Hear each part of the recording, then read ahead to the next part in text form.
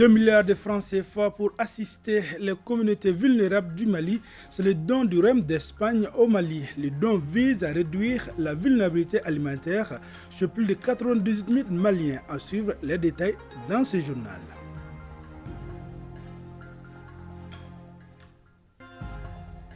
Les réseaux sociaux, c'est une nouvelle forme de communication pour certains, des relations sociales et de mise en lumière pour d'autres. Est-ce que le réseau social a changé le quotidien des populations? Est-ce qu'aujourd'hui, la prolifération des réseaux sociaux génère des opportunités ou des effets néfastes dans la société? Le développement du sujet dans un instant. Plaisir de vous retrouver, mesdames, messieurs, bonjour et bienvenue aux informations. Lutte contre l'insécurité alimentaire et nutritionnelle. Environ 2 milliards de francs CFA pour assister les communautés vulnérables du Mali. C'est le don offert au Mali par l'Espagne. Le don vise à réduire la vulnérabilité alimentaire chez plus de 98 000 Maliens. Les chèques ont été remis hier au commissariat à la sécurité alimentaire à travers le programme alimentaire mondial, la PAM. Le reportage est signé Salima Tandao. Le Mali et le PAM, Programme alimentaire mondial, reçoivent 2 chèques d'une valeur totale d'environ 2 milliards de francs CFA. C'est un don du Royaume d'Espagne pour l'assistance alimentaire et nutritionnelle des communautés vulnérables. Plus de 98 000 personnes vont bénéficier de cet appui de l'Espagne, les déplacés internes et les enfants atteints de malnutrition aiguë. Le peuple de Mali peut compter sur l'appui de l'Espagne et de la population de l'Espagne aussi. La clé de voûte de notre coopération dans ce domaine est celle d'être à l'écoute des besoins réels de la population à travers les PAM, à travers le commissariat. L'année passée, j'étais ici avec monsieur le commissaire pour faire les dons. Cette année, je viens avec 100 fois de plus de financement. Aujourd'hui, plus de 800 000 Maliens sont dans le besoin d'une assistance alimentaire selon le PAM. L'organisation internationale ainsi que le commissariat à la sécurité alimentaire saluent l'assistance espagnole qui va réduire le nombre de personnes en situation de stress alimentaire. Avec ce nouvel accord de partenariat entre le PAM et l'Espagne, nous venons de franchir un pas de plus dans la lutte contre l'insécurité alimentaire et nutritionnelle au Mali. Nous espérons vivement voir d'autres acteurs du gouvernement, tout comme du secteur privé, emboîter les pas à ceux qui, comme l'Espagne, ont à cœur de soutenir les communautés. Cet appui qui arrive dans le sillage du lancement du plan national de réponse à l'insécurité alimentaire au titre de l'année 2023 vient à point nommé pour amorcer la période de soudure et soutenir les actions de sécurité alimentaire du gouvernement du Mali sur toute l'étendue du territoire national. Aussi, il est important de souligner que l'aide apportée régulièrement par le Royaume d'Espagne au commissariat à la sécurité alimentaire favorise le développement socio-économique de notre pays en renforçant la capacité de résilience des communautés cibles. Une partie du don, soit plus de 300 millions de francs CFA, sera investie dans le transport des acteurs humanitaires et des cargos dans les zones reculées en toute sécurité. Une mission de la BAD, Banque africaine de développement, séjourne au Mali depuis le 5 juillet dernier. Elle travaille pour la retenue à mi-parcours du document de stratégie pays DSP 2021-2025 et la performance du portefeuille des projets financés par l'institution bancaire dans notre pays.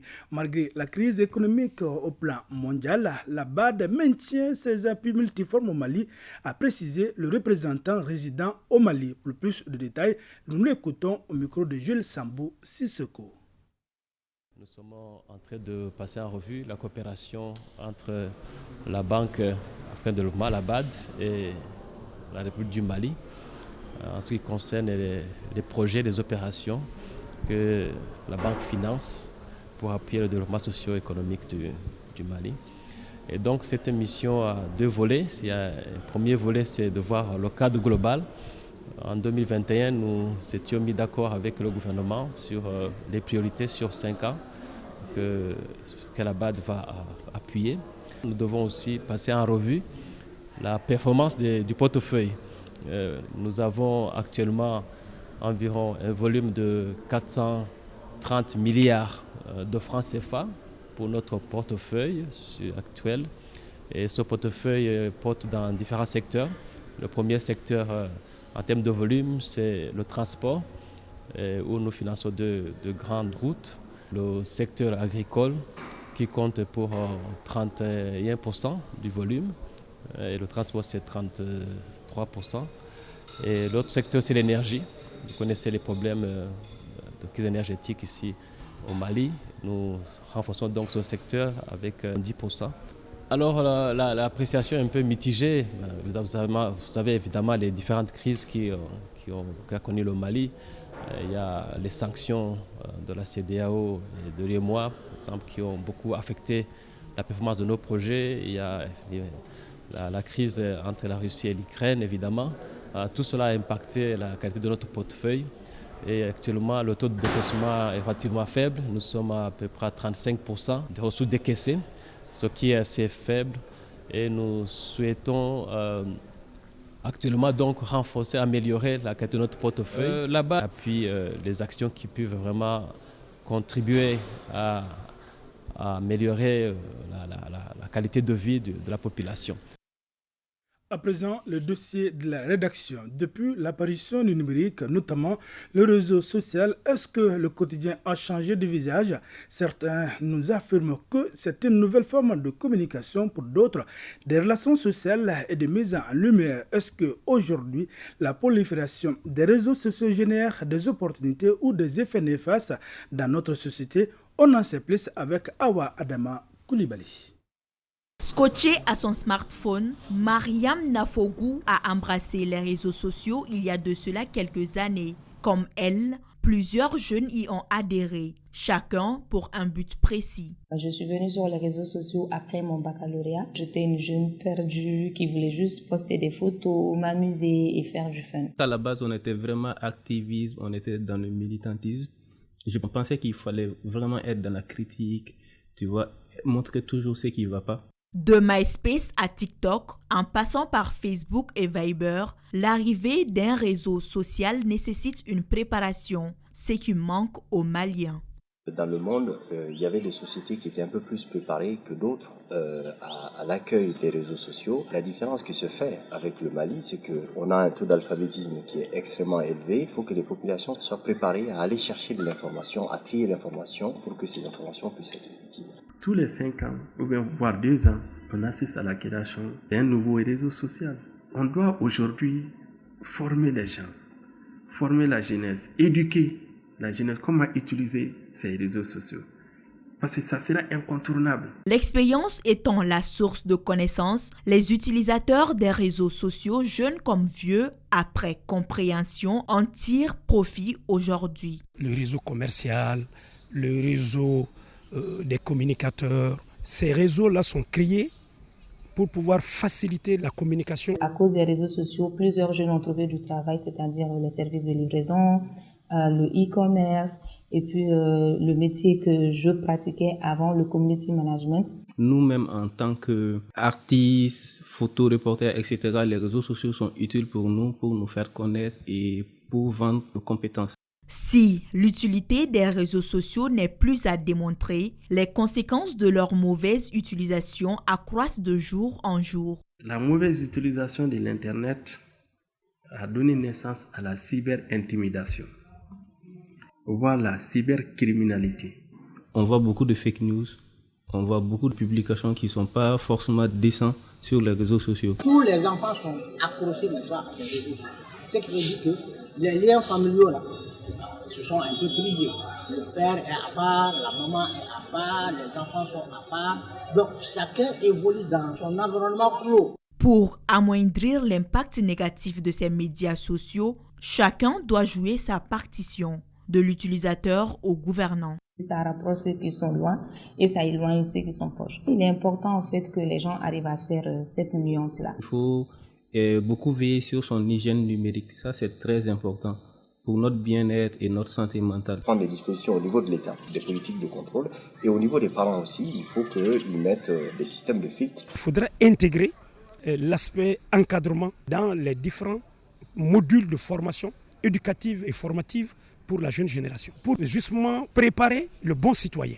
Le Mali compte plus de 6 millions d'internautes. Parmi eux, on dénombre plus de 2 millions d'utilisateurs de médias sociaux, soit 29,9% de la population. Des chiffres de Data Reportal 2022. Nous avons maintenant la page biennale artistique et culturelle, le facteur intégrateur, la cohésion entre les troupes et les spectateurs. Les jeunes des régions sympathisent déjà. Le sujet a intéressé la rédaction et notre reporter Alpha Maïga et son équipe sont allés à la rencontre de plusieurs acteurs qui, tous les soirs, prennent d'assaut la salle Suribamba. Il ressort que la biennale reste et demeure un levier de brassage des populations et ouvert à la culture universelle. Aussi, elle est un espace de dialogue, de culture et d'éclosion de talents.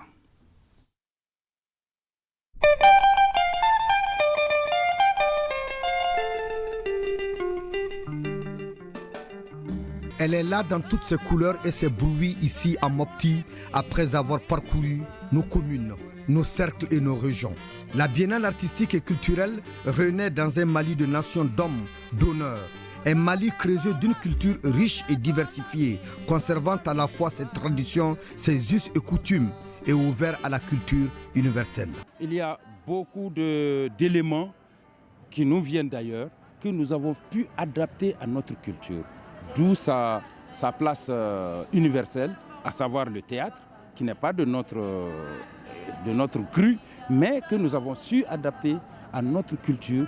La biennale artistique et culturelle ici à Mopti est de ce fait un puissant levier d'interpénétration et de brassage des populations, de cohésion sociale.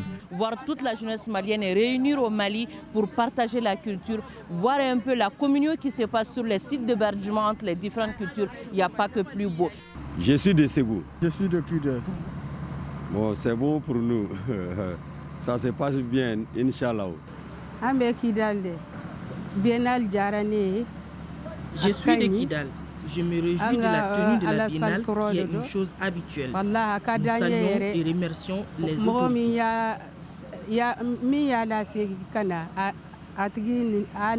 C'est la renaissance même de la culture malienne. Parce que cette culture malienne, en voyant l'engouement à Mopti, on sait que c'est le pays qui était à terre. Pratiquement, ça amène un développement économique. La reprise de l'organisation de la biennale artistique et culturelle est une recommandation forte des assises nationales de la refondation de l'État et une volonté politique affichée par le colonel Assimi Goïta, président de la transition, chef de l'État. Restons à Mopti où les marchés de la poterie se portent bien à l'occasion de la biennale. À ce rendez-vous de la culture, les marchands de poterie se frottent bien les mains. Pour en savoir davantage, notre reporter Aminata Touré est allé faire un tour au bas-fond à Mopti. Nous sommes ici au bas-fond de Mopti, c'est le marché des potiers et des potières. Ici, souvenir de Mopti. Là, Sirani, un peu plus loin, Gorbenet où je t'aime. Fatmata Sanogo vient de Kidal. Elle porte son choix sur I Love. Je marie ma fille sous peu. C'est pourquoi je suis venue acheter une jarre pour elle. Mamoutou Tunkara, employé de Touré Sungo Nyenta, son travail consiste à faire le décor et personnaliser les jarres. Je suis designer. Mon travail consiste à décorer les jarres pour rendre joli. Grâce à ce travail, j'arrive à supporter la charge familiale. Il n'y a pas de sous-métier, mais il y a de sorties-gens. Je vends les jarres de toute variété, y compris l'ascensier. J'ai hérité de ma mère. Une jarre dans la famille porte bonheur. Touré Sungo Nyenta cède les jarres sur commande à 13 000 francs CFA et les pièces ordinaires à 6 000 francs CFA. Elle dispose d'un stock de plusieurs centaines qu'elle espère écouler d'ici la fin de la biennale. Voilà. À suivre donc en direct à partir de 15h sur OATM 1. Le tirage sort zone Afrique des éliminatoires du mondial 2026. Eh bien, c'est donc tout pour ce journal. À demain, Inch'Allah, même heure, même plateau et pour d'autres informations.